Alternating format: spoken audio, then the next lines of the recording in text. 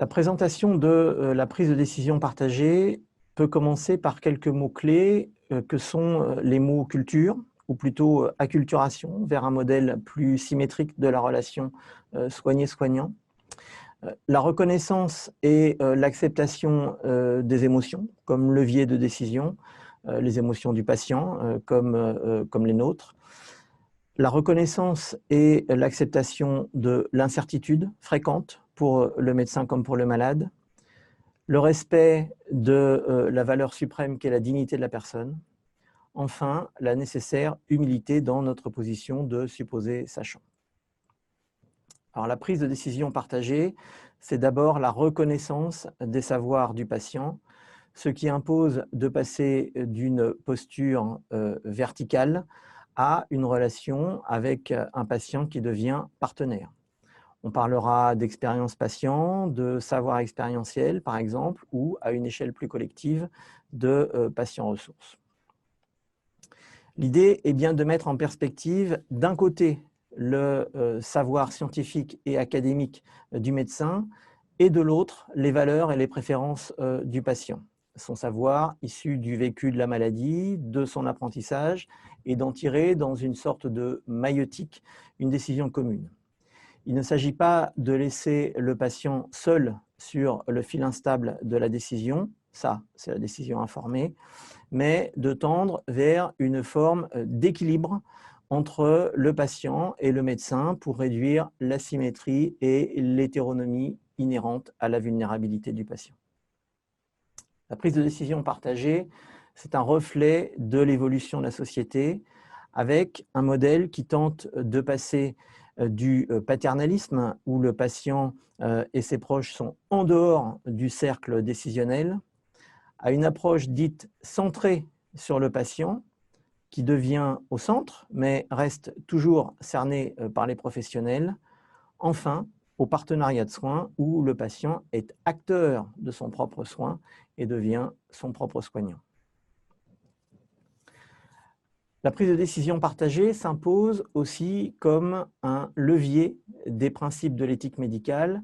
On connaît les 4 principes publiés en 1979 avec l'impératif catégorique de justice et de justesse qui surplombe les principes de bienfaisance, de non-malfaisance et, puisque c'est ici celui qui est mis en avant, le principe d'autonomie. En pratique, la prise de décision partagée, c'est avant tout une culture, un processus que pourront venir soutenir des outils. Bonjour, je m'appelle Stéphane, j'ai 60 ans, je suis marié et j'ai 4 enfants. Il y a un petit peu moins de 3 ans, un dosage de PSA a conduit à un résultat très légèrement au-dessus de la moyenne. Ce résultat très au-dessus de la moyenne a créé chez moi une forme d'anxiété. Je n'ai pas souhaité en rester là et poursuivre les investigations.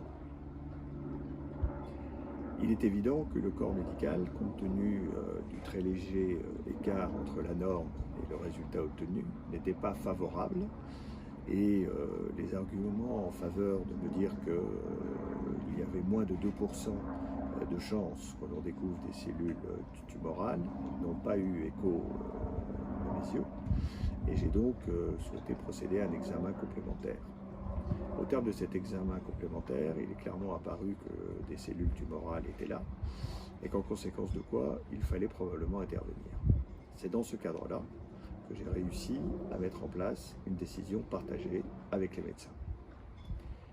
Décision partagée veut dire que j'ai demandé dans un premier temps aux praticiens de bien vouloir m'expliquer clairement quelles étaient les thérapies proposées. Dans un deuxième temps, je lui ai demandé les conséquences de chacune de ces thérapies au niveau du corps humain. Dans un troisième temps, puisque nous avions pas mal échangé, je lui ai demandé de me faire une recommandation et que cette recommandation tienne compte de ma personnalité. Il n'était pas question pour moi que l'on puisse m'imposer la moindre chose. En revanche, le corps médical étant un sachant, je souhaitais m'appuyer sur la recommandation qui m'était faite pour pouvoir prendre une décision en pleine connaissance. C'est ainsi que j'ai décidé de procéder à une prostatectomie qui m'a conduit au résultat satisfaisant aujourd'hui. Très clairement, si je dois faire une synthèse de tout ce qui s'est passé, il faut pouvoir, 1, se livrer aux examens que l'on souhaite, 2, disposer de l'ensemble de l'information disponible, 3, que le praticien tienne compte de la personnalité du patient, et enfin, que l'on puisse choisir plutôt qu'imposer. Merci beaucoup. Bonjour, je m'appelle Nora Moumjine, je suis maître de conférence en économie de la santé à l'université Claude Bernard Lyon 1 et au centre Léon Bérard. Je vais vous présenter les éléments clés de la prise de décision partagée dans la relation professionnelle de santé usager-patient. Alors, il y a quelques années, la prise de décision partagée était un peu un sujet drôle d'oiseau. La question qui est posée aujourd'hui, c'est celle de savoir si c'est un sujet plus répandu qui vole de ses propres ailes. Et je pense que les différentes vidéos qui constituent ce webinaire vous apporteront des éléments de réponse. Alors, de quoi parle-t-on lorsque l'on parle de la prise de décision partagée? La définition séminale, Princeps, c'est celle de Cathy Charles et collègues, qui souligne très clairement que pour qu'il y ait une prise de décision partagée, eh bien, le professionnel de santé et l'usager s'informent mutuellement pour parvenir à un accord commun sur la décision prise. Ainsi, 3 étapes clés sont distinguées, celle de l'échange d'informations, de la discussion et de la décision prise, mais qui doit être la résultante d'un accord commun. Ainsi, décliné en consultation, et donc de façon plus pragmatique, il faut définir la situation, identifier, dire qu'une décision est à prendre, présenter les options de traitement, de prise en charge, leurs bénéfices et risques potentiels respectifs, identifier les valeurs et les préférences du patient à travers la discussion, s'assurer de la bonne compréhension du patient en prenant en compte son niveau de littératie et de numératie, et prendre une décision basée sur un accord commun, et enfin prévoir les étapes suivantes. Les travaux internationaux menés sur la prise de décision partagée ont tout d'abord été le fruit de chercheurs et de cliniciens essentiellement situés en Amérique du Nord, en Europe et en Australie, et puis depuis quelques années en provenance d'Asie, d'Amérique du Sud et d'Afrique. Ces travaux donnent lieu à une conférence qui est organisée tous les 2 ans à travers dans différents pays. Je vous ai mis en photo les dernières conférences récentes et puis la conférence qui sera organisée l'année prochaine, si tout va bien, au Danemark. Alors, que montrent les résultats de la prise de décision partagée? Que montrent les travaux? Qu'ils soient conduits dans le domaine de la prévention, du traitement des maladies chroniques, des soins primaires, les résultats montrent que la prise de décision partagée permet d'améliorer la sécurité et la qualité des soins, l'accord entre professionnels de santé et patients, leur communication. Elle permet également de renforcer les droits du patient ainsi que ses connaissances. Il montre également que la prise de décision partagée n'est pas une mode, puisque les premiers travaux remontent aux années 50, que la majorité des patients la souhaitent, qu'elle s'apprend, comme vous le verrez dans une prochaine vidéo de ce webinaire, et qu'elle n'allonge pas le temps de consultation, même si elle nécessite du temps. En introduction de ce webinaire, le docteur François Blot a pu vous dire que la prise de décision partagée est avant tout une culture, un processus que pouvaient soutenir des outils d'aide à la décision. Ainsi, les 2 prochaines vidéos que vous allez voir sont relatives d'une part à un retour d'expérience du docteur Christelle Faure au centre Léon Bérard avec son équipe en collaboration avec Christine Durive-Brucker, et puis également des outils d'aide à la décision présentés par le docteur Marianne Durand et le docteur Marie Bagné de l'Institut Paoli-Calmettes à Marseille.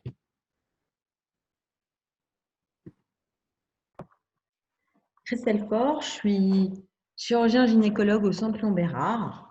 J'ai eu la chance, en arrivant au centre, et je me tairai sur l'année, de travailler avec Alain Brémond et Hervé Mignotte, en collaboration avec Nora Moumjine et Christine Durif, sur un protocole de prise de décision partagée. Le processus de décision partagée est possible quand plusieurs options thérapeutiques existent avec une survie comparable. Il consiste à recueillir les préférences du patient pour une option. Nous avons initié ce processus pour les patients présentant un cancer du sein non métastatique opérable d'emblée qui pouvaient bénéficier d'un traitement chirurgical conservateur. On a créé ce document, donc outil d'aide à la décision, qui nous aide à expliquer les avantages et les inconvénients des 2 techniques. Donc, par exemple, pour le traitement conservateur, on explique qu'il peut y avoir une reprise chirurgicale si l'exérèse n'est pas assez large, qu'il y a de la radiothérapie dans tous les cas, que le risque de récidive locale est un peu plus important pour le traitement conservateur que pour la mastectomie. Pour la mastectomie, on explique bien sûr les conséquences esthétiques, le fait qu'il n'y a pas de la radiothérapie dans tous les cas, etc. Les études de ce processus nous ont montré qu'il y a 3 attitudes possibles pour les patients. la préférence claire. Donc, c'est une patiente qui, en cours de discussion, va dire « En fait, moi, je ne veux pas de mastectomie, je veux un traitement conservateur. J'ai bien compris que ce n'est pas une perte de chance pour moi, je veux un traitement conservateur. » La deuxième possibilité, c'est refus de choisir une option. Donc, à la suite de la discussion, où d'ailleurs la patiente souvent n'est pas intervenue de façon importante, la patiente dit « Mais en fait, moi, je ne sais pas, c'est vous le docteur, c'est à vous de savoir ce qui est le mieux pour moi. » Dans ces cas-là, il faut reprendre la main, il ne faut pas laisser la patiente dans l'indécision, source d'anxiété majeure, surtout dans une situation aussi difficile, et donc on décide de faire un traitement conservateur. La troisième possibilité, c'est la révélation d'une préférence qui résulte de la discussion. Donc, par exemple, il y a quelques jours, j'ai vu une jeune patiente. J'ai commencé à discuter de la possibilité du traitement conservateur, de la mastectomie. Là, j'ai vu qu'elle était extrêmement angoissée. Elle venait de réaliser que peut-être une mastectomie était possible. Heureusement, son mari était présent lors de la consultation et souvent, la présence d'une tierce personne aide beaucoup. Il a commencé à poser des questions, à participer.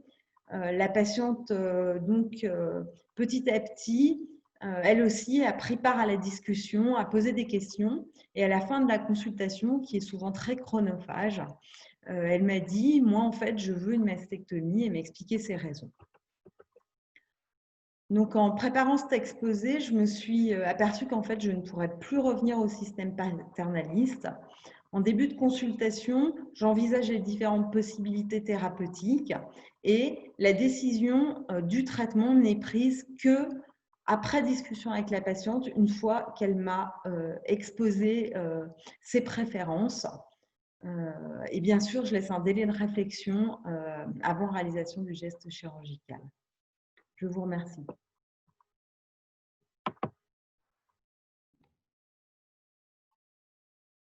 Bonjour, je m'appelle Marianne Durand, je suis chercheure en santé publique. Je vais vous parler d'outils d'aide à la décision pour le cancer du sein au stade précoce. Ce projet a été mené en collaboration avec les personnes que vous voyez sur cette diapositive. L'idée derrière ce projet, c'est que les préférences des patients importent. Chaque patient va réagir différemment face à un diagnostic de cancer du sein et ces préférences peuvent porter sur le traitement chirurgical, c'est-à-dire la chirurgie mammaire, mastectomie ou tumorectomie, ou sur la reconstruction après une mastectomie. Alors, pour aider les patients à prendre ces décisions et à prendre des décisions informées, on développe ce qu'on appelle des outils d'aide à la décision qui comparent au moins 2 options de traitement ou de dépistage, ici soit les options de chirurgie, dont je vous ai parlé tout à l'heure, soit les options de reconstruction ou pas de reconstruction. Les informations que l'on va inclure dans ces outils sont basées sur l'épreuve et ensuite rendues compréhensibles pour tous les patients. Les bénéfices, vous les voyez ici sur cette diapositive. Les données sont un peu moins probantes lorsqu'il s'agit de l'impact sur les litiges, sur les procès ou sur le coût réduit pour le système de santé, plus que pour le patient au sens individuel.